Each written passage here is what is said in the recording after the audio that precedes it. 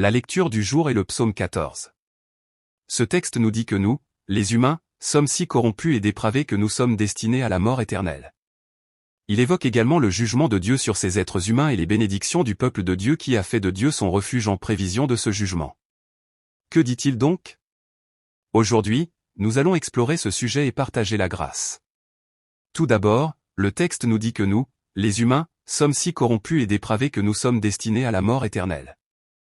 Le texte du jour, le psaume 14h1, dit: L'insensé dit en son cœur, il n'y a pas de Dieu.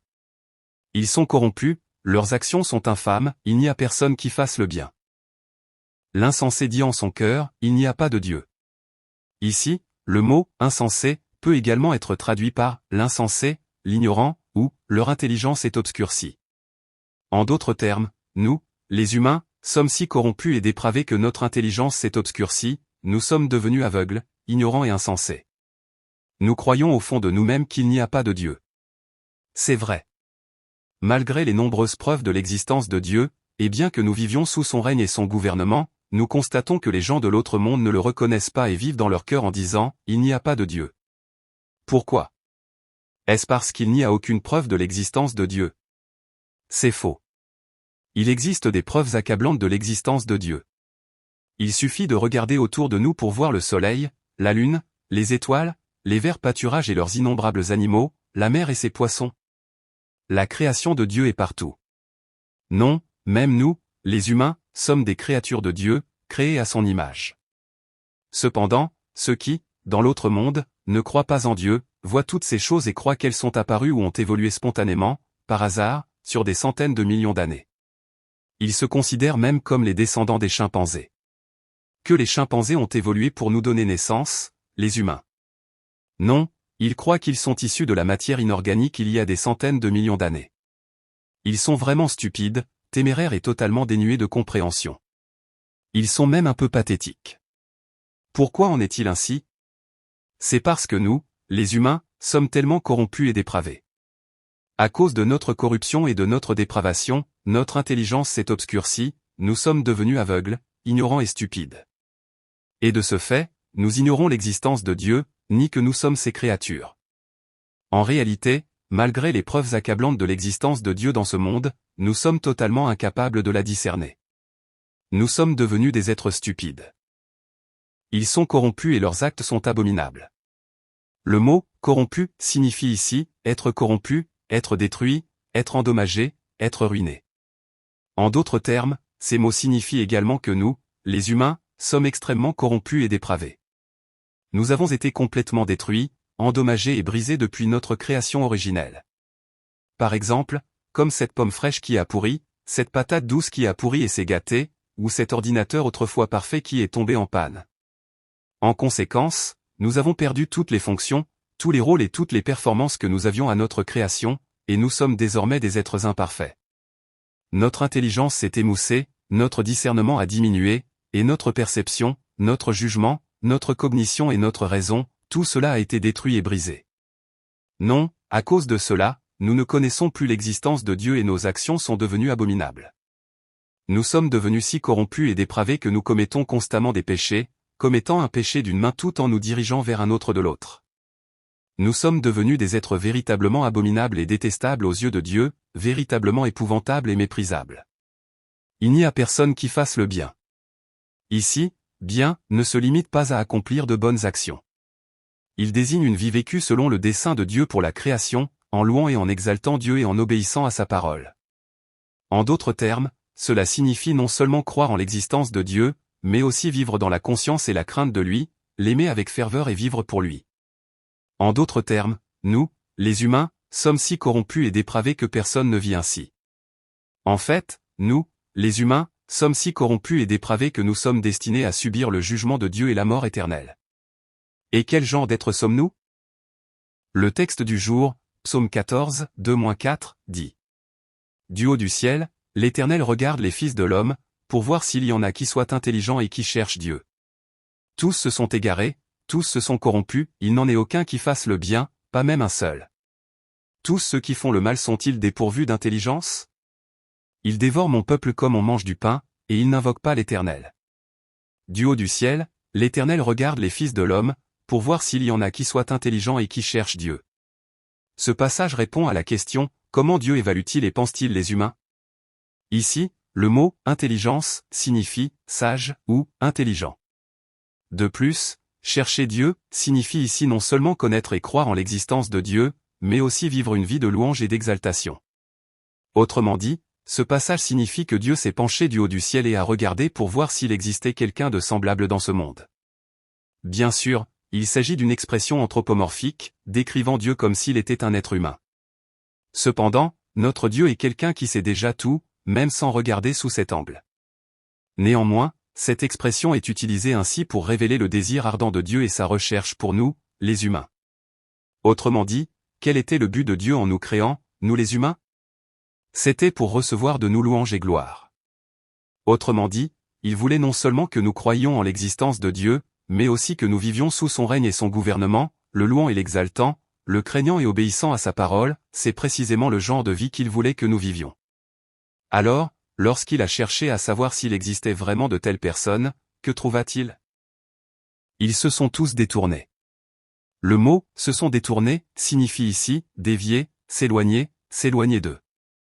Alors, de quoi se sont-ils détournés, se sont-ils éloignés et se sont-ils éloignés? Cela signifie que nous tous, humains, qui que nous soyons, nous sommes détournés, nous sommes éloignés et avons dévié du but de la création divine. Non, personne ne sait que Dieu existe, personne ne le comprend, personne ne croit.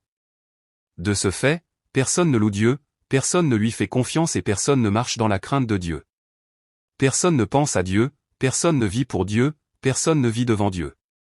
Ensemble, ils se sont corrompus, il n'y a personne qui fasse le bien, pas même un seul.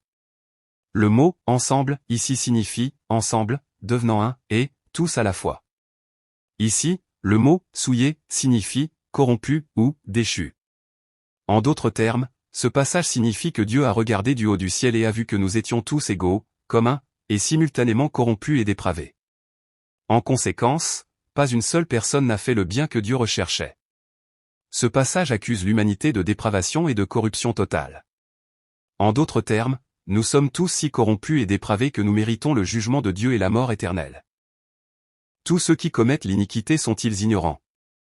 Ce passage est une question rhétorique et une lamentation de Dieu. Alors, tous ceux qui pratiquent le mensonge, le mal, l'injustice, l'iniquité et le péché sont-ils ignorants? Cela n'attend aucune réponse, mais met plutôt l'accent sur la réponse attendue. En même temps, on peut y voir la lamentation et le soupir de Dieu face à cette réponse attendue. En d'autres termes, s'ils commettent toutes sortes de mensonges, de mal, d'injustice, d'iniquité et de péché, c'est parce qu'ils sont si corrompus et dépravés qu'ils ignorent même l'existence de Dieu. Non, c'est parce qu'ils sont si corrompus et dépravés qu'ils ignorent Dieu, son jugement, ni même l'existence du ciel et de l'enfer. En d'autres termes, ces paroles peuvent être interprétées comme la lamentation et le soupir de Dieu face à une humanité aussi corrompue et dépravée. Oh! Comment pourrait-il ne pas savoir? Comment pourrait-il être si ignorant? C'est la lamentation et le soupir de Dieu. Il dévore mon peuple comme s'il mangeait du pain, et pourtant il n'invoque pas le Seigneur. Par conséquent, au lieu d'adorer Dieu, ou plutôt, au lieu de le craindre, ils passent leur vie à se moquer, à ridiculiser, à persécuter et à menacer son peuple comme s'il mangeait du pain. Autrement dit, parce que nous, humains, ne croyons pas en l'existence de Dieu, non seulement nous ne le craignons pas, mais nous sommes aussi des êtres pathétiques qui vivent selon nos instincts corrompus et dépravés. Espèce de salaud pathétique. Où peut être Dieu? Trouvez-vous du pain ou de la nourriture si vous allez à l'église, disent-ils, entravant, persécutant et menaçant gravement ceux qui vont à l'église. En réalité, ils vivent en commettant toutes sortes de péchés. Non, parce que nous, les humains, ne croyons pas en l'existence de Dieu, non seulement nous ne le louons pas et ne le craignons pas, mais nous vivons en nous moquant de lui, en le ridiculisant, en l'ignorant et en le méprisant. Par conséquent, ces personnes sont véritablement destinées au jugement de Dieu et à la mort éternelle. Enfin, le texte d'aujourd'hui parle du jugement de Dieu sur ces personnes, ainsi que des bénédictions du peuple de Dieu qui a fait de Dieu son refuge en prévision de ce jugement. Le texte d'aujourd'hui, Psaume 14, 5-7, dit. Là, ils furent terrifiés et effrayés, car Dieu est dans la génération des justes. Vous déshonorez le conseil des pauvres, mais l'Éternel est leur refuge. Oh! Si seulement de Sion venait le salut d'Israël. Quand l'Éternel ramènera les captifs de son peuple, Jacob se réjouira, et Israël sera dans l'allégresse. Là, ils furent terrifiés et effrayés. Le mot « là » ici peut être traduit par « là » ou « alors ».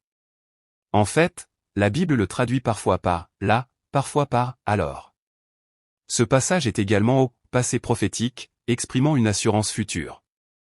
Ceci souligne qu'à l'avenir, ces incroyants craindront et trembleront certainement en ce temps-là. Alors, quand est ce temps? Ici, ce temps fait référence à la fin de ce monde, au temps du jugement. Autrement dit, à la fin de ce monde, lorsque le jugement de Dieu viendra, ces gens trembleront et seront saisis de crainte devant le tribunal.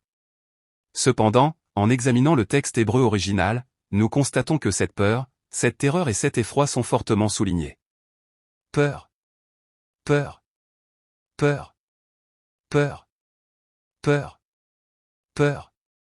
Peur. Peur. La peur viendra. Pourquoi? Pourquoi ces incroyants sont-ils si craintifs et terrifiés? La raison en est expliquée dans le passage d'aujourd'hui. Car Dieu demeure parmi les justes. La conjonction hébraïque, qui, est utilisée au début de cette phrase, expliquant pourquoi ils sont si profondément effrayés et appréhensifs. Quelle en est la raison? Le mot « génération » désigne ici une classe, une catégorie ou un groupe de personnes moralement et spirituellement distinctes et catégorisées. Par exemple, Jésus disait souvent « cette génération méchante ». Et c'est le mot qu'il utilisait dans ce contexte.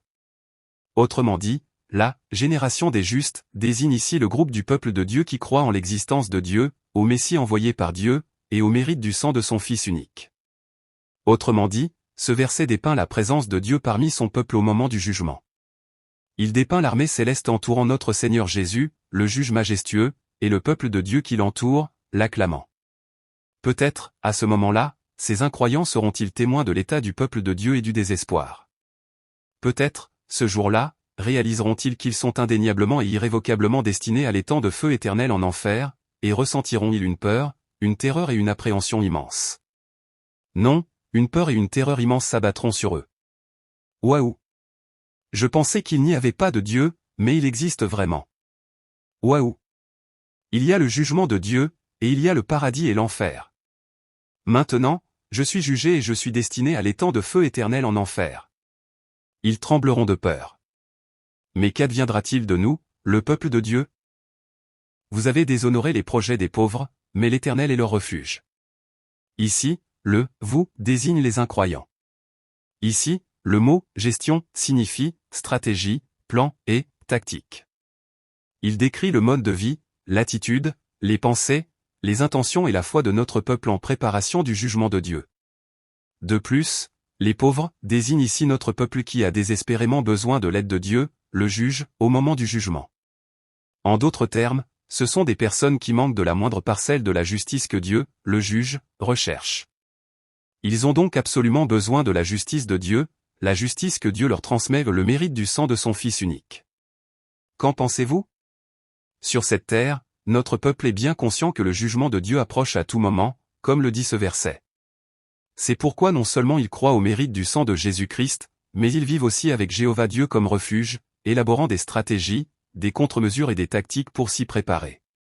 Cependant, ces incroyants, totalement inconscients du jugement prochain de Dieu, vivent en se moquant, en ignorant, en méprisant et en ridiculisant ce peuple de Dieu.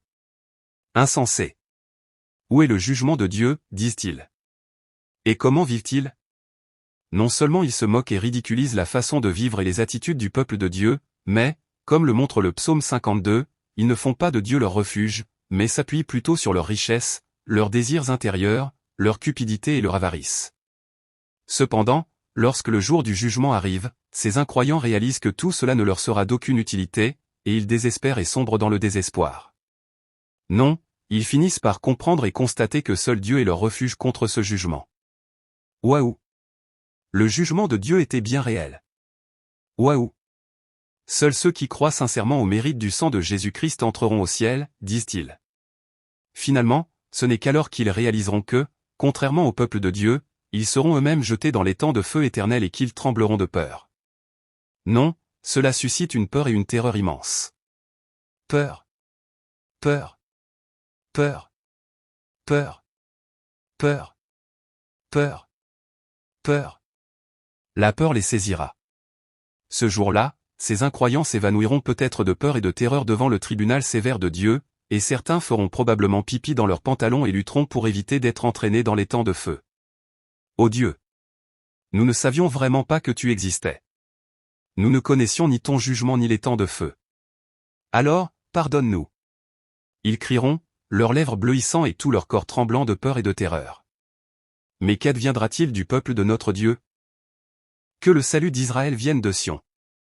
Ce verset contient exactement le même texte hébreu que le psaume 53, 6. Cependant, nous constatons que la traduction du texte d'aujourd'hui et du psaume 53, 6 diffère légèrement. Ici, il est traduit par « Qui sauvera Israël de Sion ?» Qui sauvera Israël de Sion? Ici, Sion désigne la cité de Dieu, le royaume de Dieu, où réside son trône. En d'autres termes, ce verset est une question rhétorique, qui sauvera Israël de Sion, le royaume de Dieu? On peut dire qu'il s'agit d'une exclamation de surprise et d'étonnement. Il n'attend pas de réponse, mais souligne plutôt la réponse attendue. En d'autres termes, le seul qui puisse sauver le peuple d'Israël, tombé dans la destruction du péché, est le Messie, Dieu le Fils, qui vient du royaume de Dieu.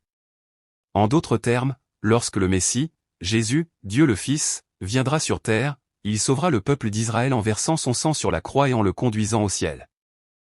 Quand le Seigneur rétablira les captifs de son peuple, Jacob se réjouira et Israël sera dans l'allégresse. Cette prophétie est proclamée de manière diachronique et temporelle.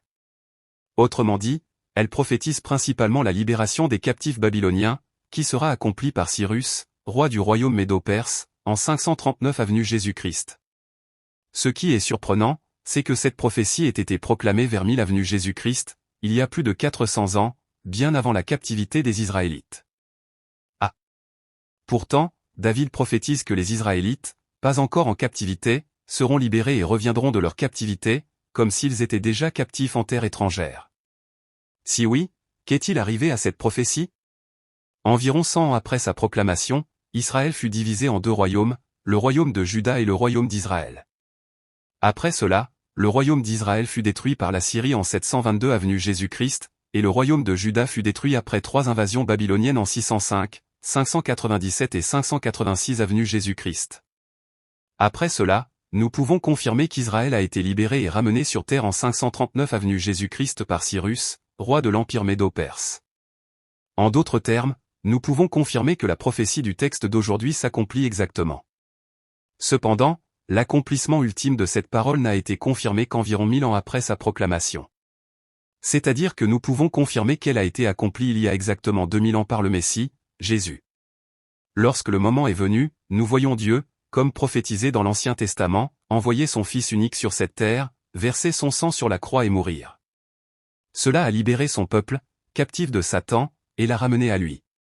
Cependant, l'accomplissement complet et parfait de cette prophétie aura lieu lors de la seconde venue, lorsque notre Seigneur Jésus reviendra sur terre.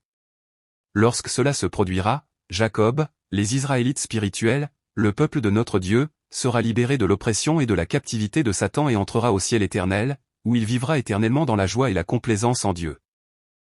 Tous ceux qui commettent l'iniquité sont-ils ignorants? Seigneur! Merci. Merci. Je t'aime. Merci de nous avoir sauvés de la mort éternelle due au péché. Nous voyons vraiment que le plan de salut de notre Dieu est méticuleux et parfait. Accorde-nous à tous de connaître, de comprendre et de croire en ce salut extraordinaire, et de croire au mérite du sang du Fils unique envoyé par le Seigneur, afin que nous puissions tous entrer au ciel. Non, bénis-nous afin que nous puissions entrer au ciel et devenir ceux qui peuvent se réjouir, être heureux et louer la grâce et l'amour extraordinaire de notre Dieu pour l'éternité. Je te prie et te bénis au nom de Jésus. Si vous souhaitez en savoir plus, abonnez-vous.